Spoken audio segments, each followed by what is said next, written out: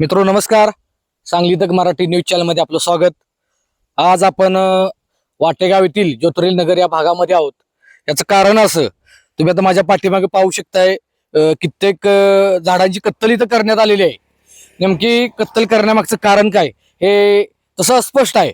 तसं जर माहिती घेण्यामागचं कारण इथं MSCB चे पोल आहेत नवीन टाकलेले, हे पोल आपण पाहू शकतोय. या पोलवरती भविष्यात इथं काही लाईन येणार आहेत.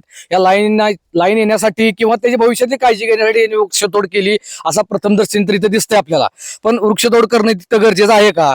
कारण आपण पाहू शकतो की कित्येक वर्ष, जवळजवळ 50 ते 60 वर्षाचा इतिहास आहे या झाडांना.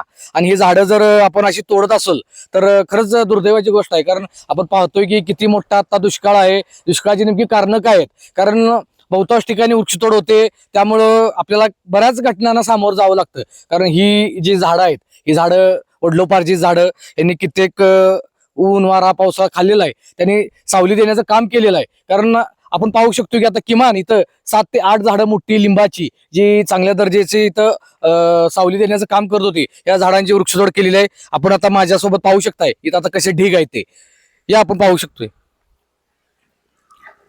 हे अशा पद्धतीने वृक्षतोड केलेली आहे. हे कितपत गरजेचं आहे? कारण महावितरण कंपनीचे अधिकारी आणि कोण जे ठेकेदार असतील यांच्या संगनमताने ही वृक्षतोड झालेली आहे. गेल्या 3 ते 4 दिवसापासून वाटेगावमध्ये MSCB महावितरण कंपनीच्या कर्मचारी व ठेकेदार यांच्या माध्यमातून वृक्षतोडीचं प्रमाण सुरू आहे. आपण पाहू शकतो की कसा मोठा याचा बुंदा आहे आणि बुंद्याची आता वृक्षतोड झालेली आहे. हे वृक्ष इतके मोठे, कारण याच्यात आपण फांद्या जेवढ्या मोठ्या असतील तर हे वृक्ष किती वर्षाचा असेल यातून आपल्याला जाणवतंय.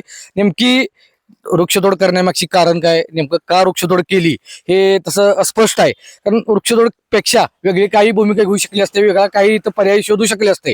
कारण अजून लाईन यायचे, आता जे पोल उभा राहिलेत, लाईन कधी येईल हे आता शेवटी ते अधिकारी सांगू शकतील. पण याच्यावर वेगळा पर्याय सुद्धा काढू शकले असते. याच्यावर वेगळी काहीतरी योजना करून हे वृक्षांना आपले जीवनदान देता आलं असतं. ऑलरेडीच आपण आता संकटात आहे की भविष्यात पाऊस काळ लांबतोय काय, आणि त्यात जर हे वृक्षतोड होत असेल तर दुर्दैवाच आहे. कारण एक झाड लावून ते इतकं मोठं होईला किती वर्ष जातात हे खूप तसं चिंतेचा बाब आहे. आपण आता पाहू शकतो की किती दुर्दैवी ही घटना आहे की आता इथं सगळीकडे वृक्षतोड झालेली आहे आणि अशा अस्तव्यस्त पडलेली झाडं आहेत. आता इथं ठेकेदार ते झाडांचं कटिंग करून हे आता त्यांच्या वाहनातनं ते आता ते वृक्ष घेऊन जात आहेत. ते जे पडलेले जे लाकड आहे ते लाकूड घेऊन जाण्याचा प्रयत्न सुरू आहे. 2 ते 3 दिवस झालं इथं वृक्ष जे तोडलेले वृक्ष आहेत याचं कटिंग करून ते आता त्यांच्या वाहनातून त्यांच्या ठिकाणी घेऊन जात आहेत. मग नेमकी तोडणं गरजेचं होतं का? हे झाडं तोडणं गरजेचे होते का? आणि ह्याच्यावर पर्याय निघाला नसता का? ह्याच्यावर सुद्धा चिंतन होणं गरजेचं आहे. हे सध्या आता वाटेगाव पुरतं मर्यादित नाही, असा बऱ्याच ठिकाणी वाटेगाव मध्ये सुद्धा हा पत्ता आपण एक इथला एक भाग दाखवतोय. असा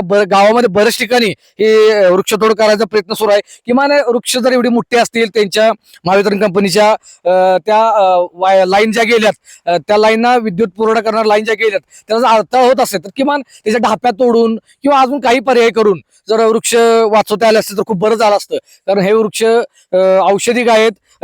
तसे आता आपण पाहतो की वृक्ष एक लावलं तर ते जगतं कितपत, कारण प्रशासनाकडून सुद्धा वृक्ष लागवड केली जाते, पण त्यातनं कितपत ते जिवंत राहतात, कितपत जगतात हे सुद्धा तसं खरंच विचार करण्यासारखी गोष्ट आहे. आणि जर इतके मोठे वृक्ष इतक्या वर्षाची जर त्यांची सेवा देणारी झाडं असतील आणि ही जर झाडं आपण कत्तल करत असेल तर दुर्दैवी आहे. त्यामुळे लवकर प्रशासनाने सुद्धा यावर वेगळा काहीतरी भूमिका घेऊन याच्यावरती वेगळं काहीतरी निर्णय घेता येतोय का, वेगळा काहीतरी पर्याय शोधता येतोय का हे सुद्धा बघणं गरजेचं आहे. कारण जे लावलेली झाडं आहेत, हे लावणारे लोक आहेत हे सुद्धा आता हयात नसतील कदाचित. त्यामुळे त्यांच्या आत्म्याला सुद्धा खूप वाईट वाटत असेल की इतकी तळमळीने लावलेली झाडं आज आपली तोडली जात आहेत आणि त्याचा कुठतरी लिलाव होत आहे. हे तसं दुर्दैव आहे. त्यामुळं विनंती आहे प्रशासनाला, महावितरण कंपनीला, आपण किमान चांगला एखादा निर्णय घेऊन चांगली एखादी याच्यावर वेगळा काय पर्याय काढून ही आपली जिवंत असणारी झाडं हे तर इथून पुढची वाचावीत. सांगली तकसाठी शीतल कुमार शेटे, वाटेगाव.